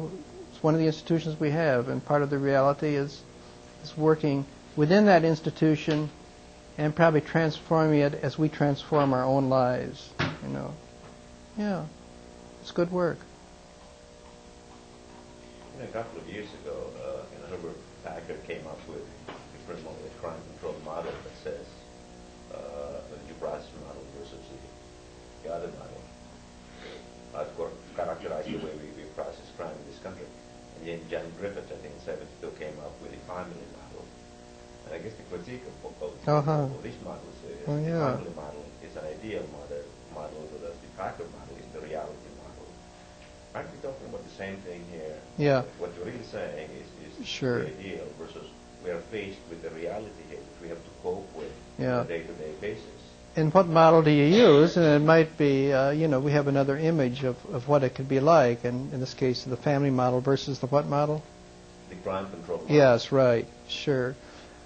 What's been changing criminology in the theory realm is feminist theory and the notion of caring for interpersonal relations, non-hierarchy, authority, and things that Hal Kopinski was here. Some of you heard of him. Well, I heard him, was it last year or 2 years ago? And he probably talked about democracy and responsiveness. And he's just completed a manuscript, a book on this. And his side, what he's saying is that in our everyday life, the model of democracy is what we need in the way that we relate to one another, the way we raise our children. That's not and he has a nice chapter on child rearing and draws from research on that. Is that most of us in our families do not use a democratic model in rearing children, and if we're frustrated by authoritarian model, the alternative is like doing nothing. And he talks about really putting democracy into practice on an interpersonal level. And the only way we'll have democracy on a national, international level is if we practice it in our everyday life, if we're responsive to the needs, the spirits of each other. And then he is obviously bringing that into criminal justice, into criminology, and that practice will be based on a democratic model. Democracy is back. Whether it's in Tiananmen Square, Poland, Czechoslovakia, or Huntsville, democracy is now with us. Mm-hmm.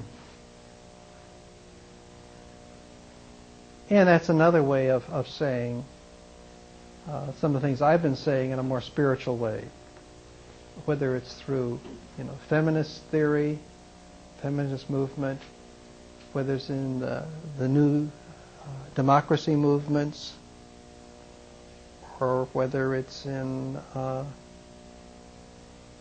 spiritual movements of various kinds. I think a lot of things coming together now, and criminal justice is going to be out of it if it doesn't. Its own survival depends upon incorporating what's going on. And its own survival may be finally its ultimate demise. But that's all right. We'll all be different places by then. That's for sure.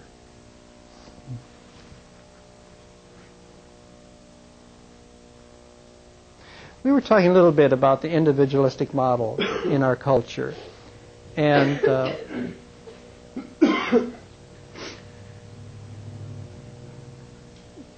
we're all born into it. And it's difficult for us to hear another way. But drawing, as I have been from this morning, a more spiritual vein, and from the East, is that this self separated from everything else is a major problem, is a major cause of our problem. And it's unreal. In reality, on a very physical level, we are all interconnected. The air I'm breathing, you are breathing. The molecules and atoms in my body drift in and out, and we're in other bodies. On a very physical level, we're all interconnected. It's our minds, our egos created by our minds that separate us from each other and create a kind of world that is violent. And our suffering comes out of this sense, this false sense of separation that we have from one another, from each other. The criminals are different from us, rather than criminals being a part of who we are. That I am apart from nature. One reason we can do a lot of things to our environment is we think that the environment is our host, rather than we are the environment. I am 90% weather. The weather, no wonder I begin to ache when it begins to rain, right? I am, if you had this kind of microscope, our bodies are just hanging there in the atmosphere when you look at it that way. The weather's going through us. We're not separate from nature. And basic Taoism is that we are a part of everything else. And it seems to me that's our model for living interpersonally and socially and in our action, rather than this, I'm going to get mine, separate from all else. Professor Quinney, usually when people come up with a model and then advocate that model, it's because they've seen it work somewhere. And you mentioned to me in my previous question that Buddhism had been dead or static, I guess was the word you used, for the last 2,000 years. Do you reckon that might be because people found out that it didn't work? Or, what is your explanation of why it's been static for so long? I don't know if I have an answer, I don't. That's certainly a good empirical, historical question, and I have not heard of it being asked that way or researched that way. It needs to be asked. One can only guess.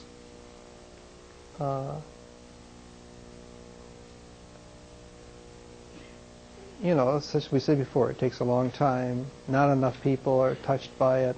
There are the existentials of poverty. Maybe we have to get to a certain level of society where we have certain abilities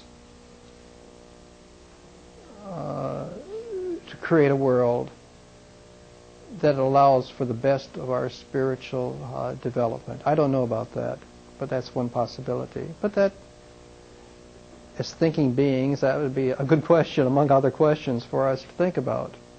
Yeah, I'm sorry I don't kind of much more with it. Maybe it's a good one. I didn't think that Buddhism was the focus of things. I thought that was only one example. Eastern religions were used as an example of the way to go. Sure. Okay. Sure. It comes, Buddhism is just a word, just a one practice among practices. What is happening and it can happen is without definition. And Buddhism is just one manifestation, and my mind being limited, that's the one I go with, for example, and practice. It's the spirituality, the having the divine being as a guide in your life, the nonviolence. Yes, that's right, and it's exemplified very nicely, I find, in the Buddhism I read and the practice that I have.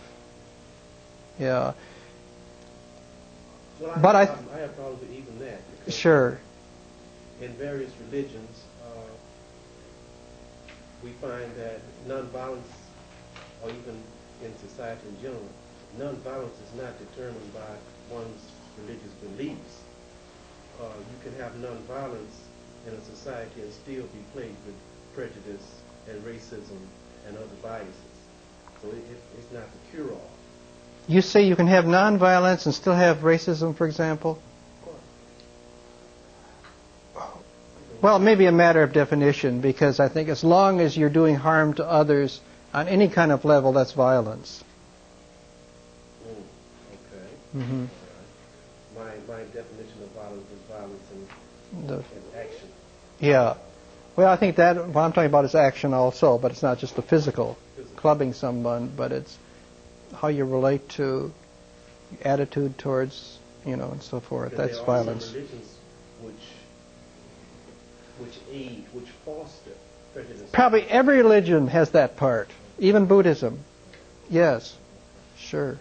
Something I need to respond there as we talk about religions. Religions are, any particular religion. Let's talk about Christianity. I know something about that one. A religion is not something off there by itself, unique, circumspect with solid parameters. When I talk, Right. when I've been discussing these topics with you, I'm talking about the ancient writings. If we say Christianity, well, Christianity is a result of Western civilization. And to suggest that, well, Christianity is failing, or say some such Sure. thing, I don't even know what that Oh, that's means. right. What is Christian? What is Buddhism? Mm-hmm. I presume you are relating to the ancient writings to some degree. Well, to some degree, sure, but Well, not to too much of a degree, because religion is a lifestyle. Religion is the way you talk, the way you walk, the way you interact, and the way you react. It's supposed to be, Jerome. It's supposed to be. But when we let us talk about Presbyterianism. I know even more about that. Do you think Presbyterianism is a lifestyle? No. It should be. It's not a religion. Well, we also have to separate the religion from the action of those who profess the religion. I'm thinking of the famous quote Gandhi that is attributed to Gandhi when asked why he is not a Christian. And his response is that Christ seems like a very, very reasonable and the kind of person that I would like to follow. But it's not Christ that I have trouble with. It's all of the people who call themselves Christians. Mm-hmm. Because we do so much Sure. in opposition to what the foundation of the spiritual belief systems are, that creates the confusion Right. when we try to Sure. become religious. Religion is just a word, but it's also an institution, in that we could say that much of the problem is religion. Yeah. And I teach a course of sociology of religion, and from the students I'm aware, and some reading and various kinds of things, in my experience, is that the rise of personal religion, that much of the population is religious in the sense of a new kind of exploration of their own development spiritually, and that's religion, not necessarily going to church, or say that you belong to denomination. But Buddhism is, for example, a kind of personal religion. You don't need to belong to a temple or a meditation group or whatever, but it's a personal kind of religion. A lot of New Age things are a reflection of personal religion. Great, stirring going on. Well, I'm going to quote you, Doc. You said that most of the problem is religion. No, did I say that? Yes, you did. I say could be, maybe. Much of the problem is religion. Well, Earlier you okay. said that there should be a unifying force, an element, Mm-hmm. and that maybe spirituality would be that. This would be a somewhat contradiction. Yeah. To me, religion, and I think part of the personal religion that's going on, is not following a doctrine or ritual, but it's really going back, to use a tradition again, Taoism, a sense of oneness with all, what Christians and philosophers then call pantheism, I think. God is in everything, God is within us. If you look for God, it's not up in the sky. Religion is not something that other people do to you, but it's within. And that seems to be a significant movement that's going on now. And that has to change our behavior. How we behave regarding laws, how we behave making laws, the kind of society we create. It has to affect that. And that's coming about in spite of criminological theory, right? That's coming about on another level of our lives. And it's happening in lives, in your lives. And I guess it just seems to make sense that it becomes a part of what you're doing officially in your livelihood, to make it right livelihood. That one, maybe what you best do in criminal justice is by giving attention to what you do in your own life. And then your criminal justice follows from that, or whatever it's becoming, whatever it's called. Yes, I think everything just help each others. And you mentioned about the Eastern thought, Western thought, how they can help each other. And Yes. just like we all mentioned a democratic thought, and just arouse a big, the influence in the East, just like the Tiananmen Square, kind of thing. Do you think in the American, the criminal justice system,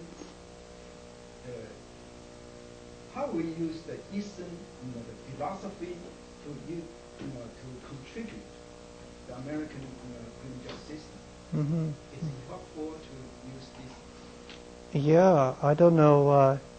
We don't have to say the way I've been saying this morning that it's Buddhism, because that might be hard to take.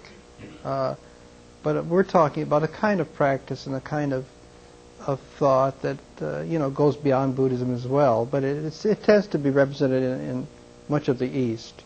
I was in China 3 years ago, and on a plane flying from Hong Kong to San Francisco, boarding the plane with a man from China who was studying engineering at Drexel, and he was a Buddhist, and talked about where it's at is the elimination of the self, or the oneness of all. He says, at the same time, I'm influenced very much by Western, what it is to act. How do I act knowing that? And that's just what you say, is that coming together. And I think if we want to be aware and a part of the world, it's to be a part of that. That's to be our fullest, is to be a part of that now. It seems to me that this cosmological kind of view, where each atom somehow influences interaction with others, is based upon some kind of notion that in fact orderliness within this cosmological model was in fact the starting point of the Big Bang Theory, if you will, and that what's happened within that is that human beings have in fact disrupted that goodness within the cosmological theory. Isn't chaos co-equally an alternative to that? That we have in fact started with chaos and moving towards a cosmological view rather than starting with some cosmological goodness and move towards a true chaos. Now we're researching again for... Maybe the reality is chaos? That the reality may in fact be chaos. I'm not aware of... I know there's chaos theory, and Hal Popinski in his chapter has chaos theory, applying it to criminal justice. And you might explore that. Again, that's a human conception, chaos versus order, and it's our minds trying to understand what it's like. But if, and it seems to me it's true, that our minds are limited, we'll never know what it's like, and we then kind of say it's either conflict or it's consensus, or it's chaos or it's order. The best we can do is try to be in touch, and well, the word is, and this is Taoist again, in harmony with the universe. And maybe what's good for the universe is not always best for us human beings, you know. That's kind of hard to take because we're very anthropocentric. Even our humanism, particularly our humanism, is human-centered. What's good for the human species must be good for the whole environment. And it might not be so. We do much for the human species that is a threat to the environment. And that much of it's the virus that'll probably survive as far as the top of the evolutionary scheme. We're the host at the moment. Well, I relate well to the statements that have just been made, but I guess I'm thinking in terms of homeostasis, of the active seeking for equilibrium, and that may, that's a human desire. Yeah. Yeah, it doesn't suggest chaos or a lack of chaos, but rather a seeking for equilibrium in kind of a holistic sense, I suppose, where one would seek for equilibrium in everything, every aspect of the world, of society, of life. Well, see, what holds us together is energy. And what's that? The first law of thermodynamics, that everything is preserved in the universe. Everything that's here now was there at the beginning. And that we are the mass, part of the mass within the universe of energy. And as long as we're here in our body, we're kind of pathological. We've slowed up the energy of the universe, right? And then we pass on, and we're back into the things, the way things should be. We're part of the energy, the atoms floating around. Right now, we're kind of we're slowing things down. Why we're here, I don't know. You know, and our religion doesn't seem to answer that either, because it's human-centered. God is a person, you know, in our image. But if you go further, that can't be, you know, a force, whatever, beyond human imagination. So the Taoist notion is just to rest, Buddhist notion is to rest within the mystery, to be able to live with the mystery, with not knowing. That's hard for us to do. We are different kind of personality types. What is it, the Briggs? What is the scale? Myers-Briggs, right. And so we know that. We differ on how compulsive we have to be about ordering things. And some people can entertain mystery more than others, and those people tend to go to more the Eastern type of religions, I think, where the reality is the mystery, is the unknowable, is the unknown. But how many of us are comfortable not knowing what death is about, what afterlife is, or some notion whether it's reincarnation or heaven or hell? But if we can extend ourselves, it seems to me where it is, and that's much of personal religion now, is realizing the wonder within the mystery of the unknown. And that really leads to a sense of the oneness of all, to compassion and love, and it would seem to me ultimately to good criminal justice, or wherever it's going. Let me ask you an odd question, and I never thought I'd ask a question like this. Your name is associated with conflict theory, in whatever its limitations may be. Given where you are now, what's wrong with conflict theory?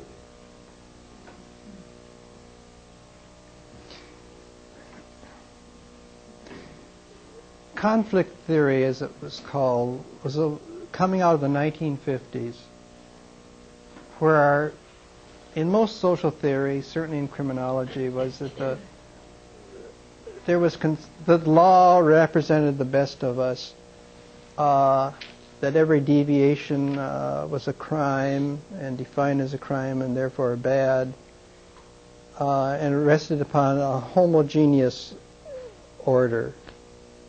And then if you looked into it, you know, there's another way of looking at it. Really, there is not this consensus. The law is made by a few people, or is made in the interest of a few people. Or even if the interest of the rest of the people are in the law, it's really to benefit the total order. So that conflict was a way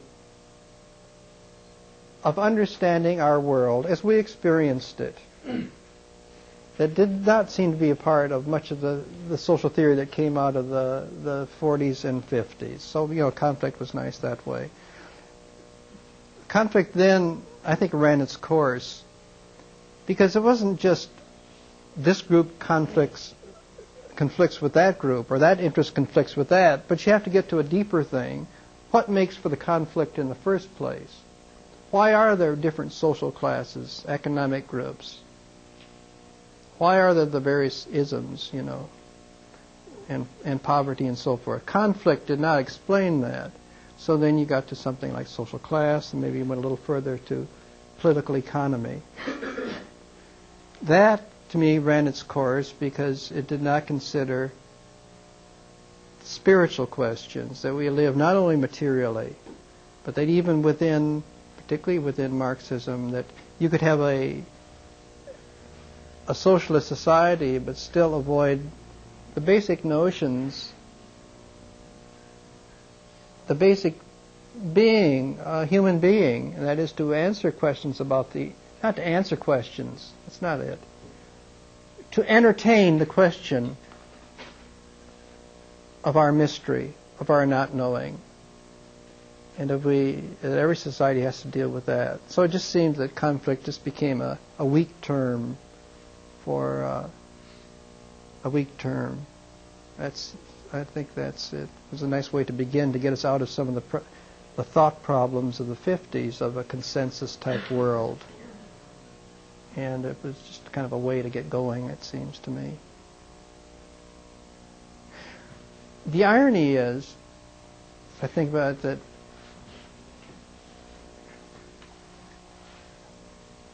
I went to conflict not because I valued conflict, I say, but I'm a consensus person. I desire harmony, mutuality, love and respect, and all these things. And I hit upon conflict as being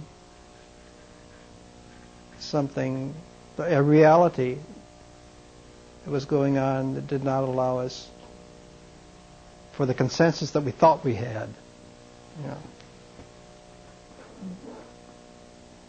So you say the concept died out.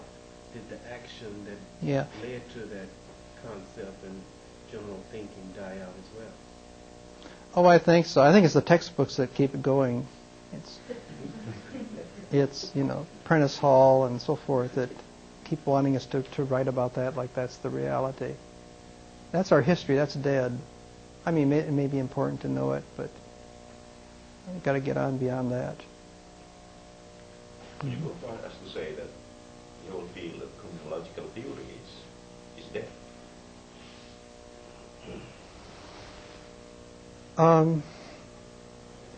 For about 10 years,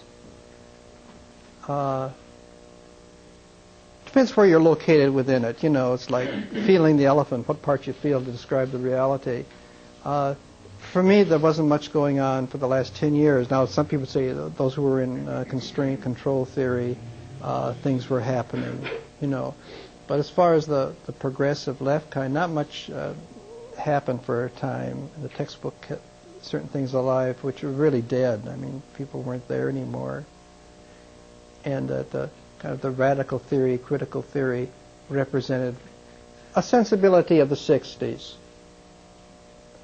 But there didn't seem to be much to take its place in the 70s or 80s. What now is happening is quite exciting, I think. On the one hand, there's feminist theory coming into criminology.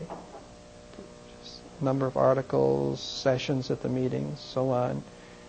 In England and in Europe, what's called left realism, which comes out of a political movement in Europe. The notion that crime is a real problem, and I have problems with it because it seems to me it's more violent criminology, but it's on the left. But anyway, that's a kind of critical radical criminology that's alive now and well. And there's what a number of people are doing, peacemaking criminology. And there's a fourth movement, a post-structuralism. Post-structuralism, postmodernism had to come to criminology. You know, it comes to everything. And it needs to come here so we know what it looks like when it's applied to crime and criminal justice. And a number of people are deconstructing, right? And a necessary movement. I don't know what it relates to a how it relates to a politics, other than maybe a malaise and a dissatisfaction with the way things are. I don't think there's another kind of politics where I'm making a plug for the peacekeeping movement, in that a peacemaking movement within criminology, because it does relate to a larger movement outside of criminal justice. It's been around for a long time. Mm-hmm. One last question, Mm-hmm. because we need to. Then we can. Very quickly. Oh. You alluded at the beginning of your lecture that there were some theories that were created in a vacuum and that they were artifacts that needed to be hung up on the wall. You made a statement, something like that, correct? Yes. Okay. Are you now saying with what you just said about your conflict theory that theory was created in a vacuum around the 50s Mm-hmm. and 60s and it should be hung on the wall? Everything we do is part of its time and place. And it may come around again if the time and place is appropriate for such kind of thinking. But we can't hang on to it. Everything we do is a working paper, is a thought for the time and place. And it's not to be respected beyond, other than if it works. And if it's not working in our time, not appropriate, then we put it like we build museums, you know, to house things that are dead. And that's the status of it, I think. I mean, I guess we can respect it. It was kind of a model of what people were doing as part of our history, you know. But we can't be hung up on our history either. We build on it. It's something like that. Sure. And it's really an inspiration to, you know, to get on with your own work, really, but not to be bound by that. Okay, two announcements. One is our afternoon session at 1 o'clock will be in the courtroom instead of here. It's very hot in the afternoon.